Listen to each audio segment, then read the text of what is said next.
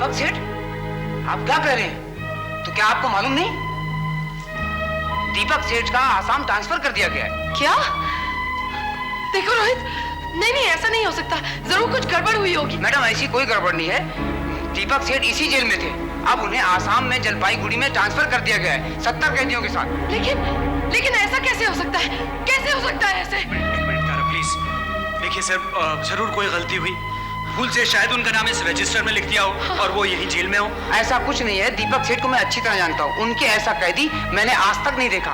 मेरा यकीन मानिए, उन्हें आसाम भेज दिया गया है। अरे लेकिन यूं अचानक कैसे? अचानक कहाँ, वो तो बहुत दिन हो गए। मेरे ख्याल से उन्हें 20-22 दिन पहले से ही पता था। लेकिन उन्होंने हमें क्यों नहीं बताया? क्यों नहीं बताया? वैसे आपका नाम क्या है? ये रोहित है और मैं तारा। अच्छा, तारा सहगल। जी हाँ। तो उन्होंने आपके नाम एक लेटर दिया है।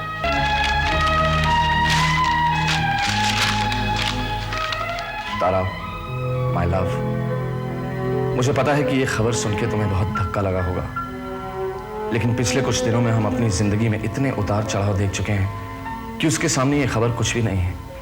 अब तो आदत सी पड़ गई है ये सब झेलने की। मैंने जाने से पहले ये बात जानबूझ के तुम्हें नहीं बताई, क्योंकि ये जानकर तुम दर्द के घेरे में जकड़ जाती और तुम्हारी वो हालत मैं बर्दाश्त नहीं कर पाता।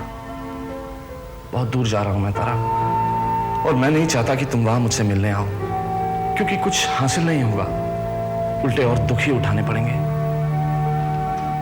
नहीं, रो मत प्लीज, मैं तुम्हारे आंसू नहीं देख सकता, खासतौर पे जब इन आंसुओं की वजह मैं हूं।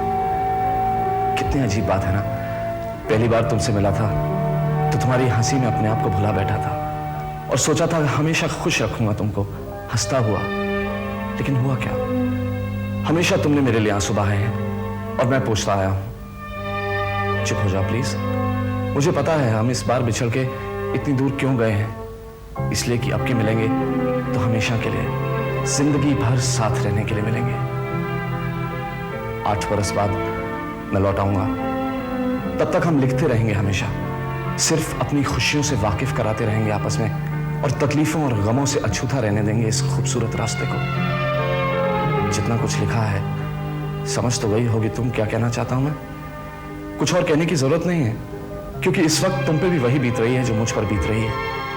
और ये भी जानता हूं कि तुम अगर मेरी जगह होती तो वही करती जो मैंने किया है।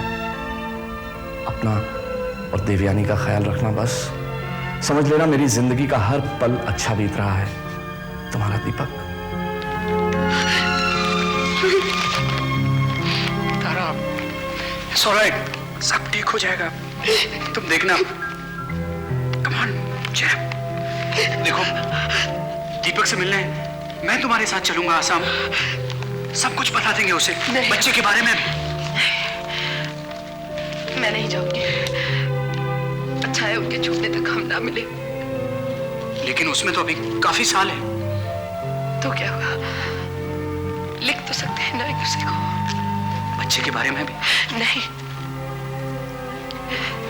कुदरत के फैसले के खिलाफ हम नहीं जा सकते। अगर उसे यही मंजूर है तो ऐसा ही सही, बाकी सब धीरे धीरे ठीक हो ही जाएगा। और फिर आरज़ू भी तो है, वो सब संभाल लेगी रोहित।